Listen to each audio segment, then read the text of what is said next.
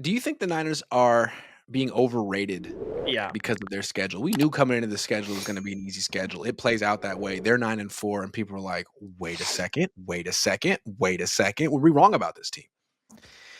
Yeah, so I got a lot of flack. I mean, I get a lot of flack all the time. I could post the sky is blue and I'm getting flack. But I got a lot of flack for saying because I think Colin Cowherd had them eighth. A lot of power rankings have them like seventh, eighth. And they're like, I just don't know how to rate this Niners team. They're so confusing. They're not confusing. We beat up on horrible teams, the Browns, the Panthers, and the Cardinals. And someone posted like, in this last 3 weeks, the Niners defense is eighth. It's like, we're playing like horrible teams Yes. and bad offenses. Yeah. Like sure, the Panthers lit up the Rams offense. Good job. I think that was the second time this year or third time this year they've thrown for over 200 passing yards. They're Yeah. not a good offense. Also, Bryce Young's 4-1 at home this year and like 3-4 on the road. There's a big Oh, difference in how he okay. plays. That's Yeah. weird. The But Niners got Bryce Young on the road. yeah. And so it's just like we've played bad offenses. So again, right before we started playing the stretch of bad teams, and the Titans game is just going to inflate it even more because they're going to stomp on Cam Ward, and everyone's like, oh my God. But the week before we started playing horrible teams, we stopped the Rams once, and that was it.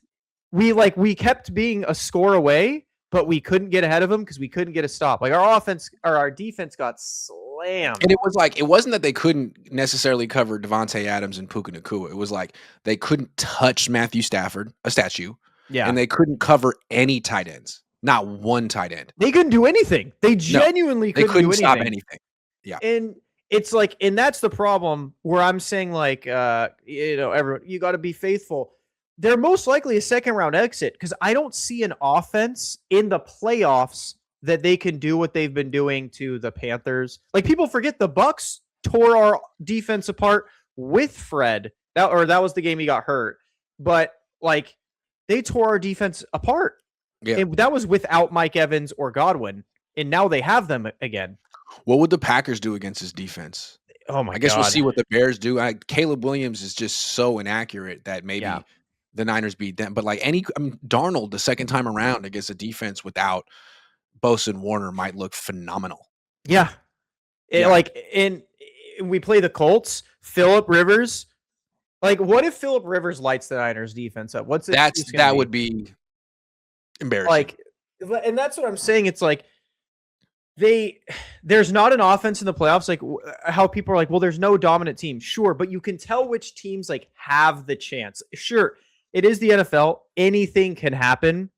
But when a defense is as bad as the 49ers it's not even bad. When a defense is as depleted as the 49ers is, you're not going to a Super Bowl. The saying's defense wins championships for a reason.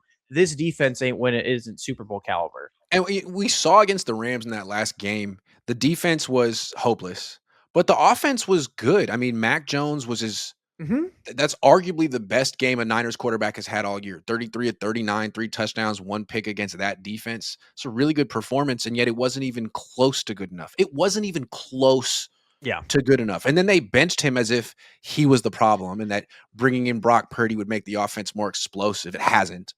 They're not going to be scoring 40 points in a playoff game. Like they need the defense to step up and be serviceable. And it is when they face Shedeur Sanders in the wind. Yeah. And that's the problem, right? Is like they beat up on Bryce Young, who played, everyone saw awfully. Like expecting this defense to be performing. He was at almost this as bad level, as Brock Purdy, and that's kind of messed up to say. Yes. Like for people expecting a defense like this to perform this bad is just setting yourself and the defense up for like, it's just way too big of expectations. This defense ain't that good. I'll just say the defense isn't good, period. When we play a good offense, they're just going to chew us apart. We can't generate pressure. Our backers are mediocre and our safeties at best. Our safeties are mediocre, especially in coverage. Like, dude, our corners are the only things that are semi good, but they can't defend for 5 seconds while the quarterback's sitting in the backfield untouched forever. Like, yeah, Cleveland Farrell got a sack on Shedeur Sanders. Like, congrats, man.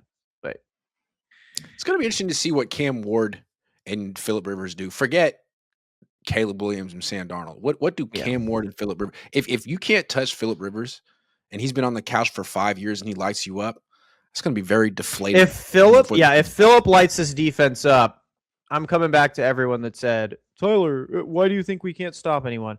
And I'm like, this is why. This dude just got off the couch after 5 years of not playing a snap of football and lit us apart. Robert Sala's a hell of a coach, but he's not blitzing.